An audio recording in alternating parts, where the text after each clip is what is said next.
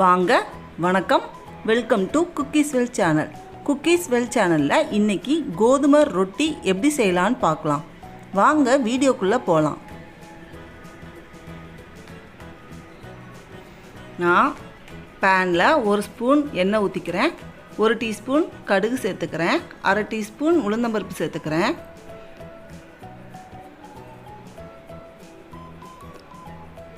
ரெண்டு பெரிய வெங்காயத்தை சின்ன சின்னதாக நறுக்கி வச்சுருக்கேன், அதை சேர்த்துக்கிறேன். சேர்த்துக்கிட்டு வதக்கிக்கலாம்.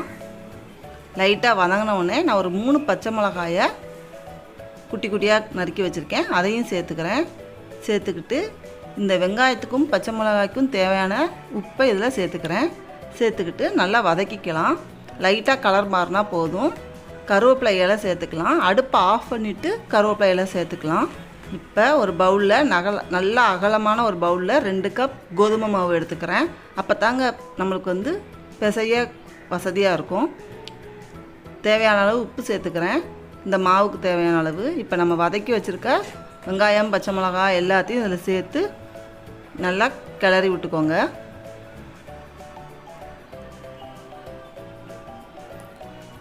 இதில் 2 கப் கோதுமை மாவுக்கு 2 கப் தண்ணி வரைக்கும் தாராளமாக சேர்த்துக்கலாம்.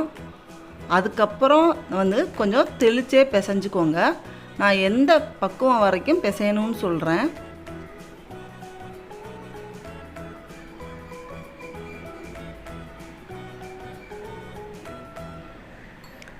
நல்லா பிசைஞ்சு விடுங்க. அப்போ தான் நம்ம போட்டிருக்க உப்பு எல்லா இடத்துலையும் நல்லா கலக்கும். இல்லைன்னா ஒரு இடத்துல உப்பு ஜாஸ்தியாகவும் இன்னொரு இடத்துல உப்பே இல்லாமல் இருக்கும்.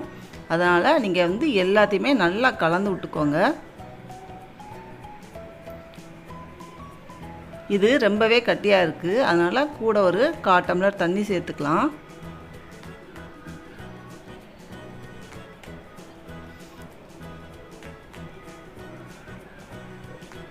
இந்த மாதிரி வச்சுக்கோங்க, அப்போ தான் ரொட்டி தட்ட ஈஸியாக இருக்கும். ஒரு தவாவில் ஒரு சொட்டு எண்ணெய் போதுங்க. நான் உருளைக்கிழங்கு வச்சு தேய்ச்சிக்கிறேன். நீங்கள் வெங்காயம் துணி எதுனாலும் வச்சு தேய்ச்சிக்கோங்க. நல்லா தண்ணியை தொளிச்சு பாருங்கள். லைட் சூடாக இருக்கணும்.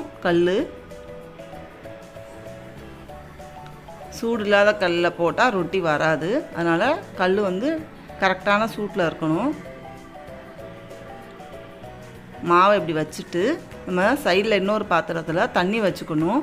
அந்த தண்ணியை தொட்டு இந்த மாவை இப்படி இழுத்து விடணுங்க.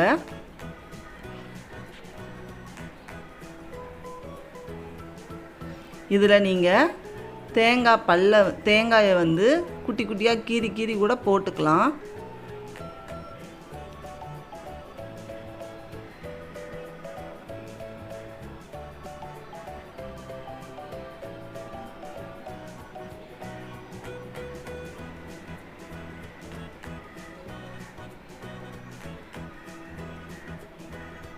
இப்போ நம்ம எண்ணெய் ஊற்றிக்கலாம்.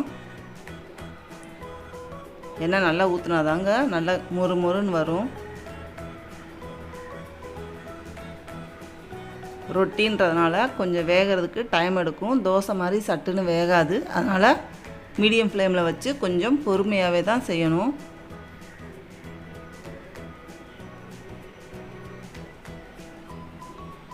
திருப்பி போட்டதுக்கப்புறம் 1 ஸ்பூன் எண்ணெய் ஊற்றிக்கோங்க.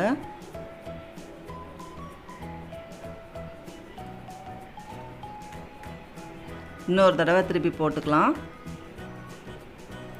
இப்போ நம்மளுக்கு ரொட்டி ரெடி ஆயிடுச்சுங்க.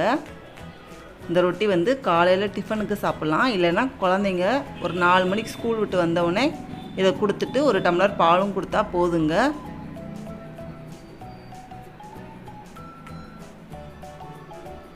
ரொம்பவே ஈஸியானதும் கூட.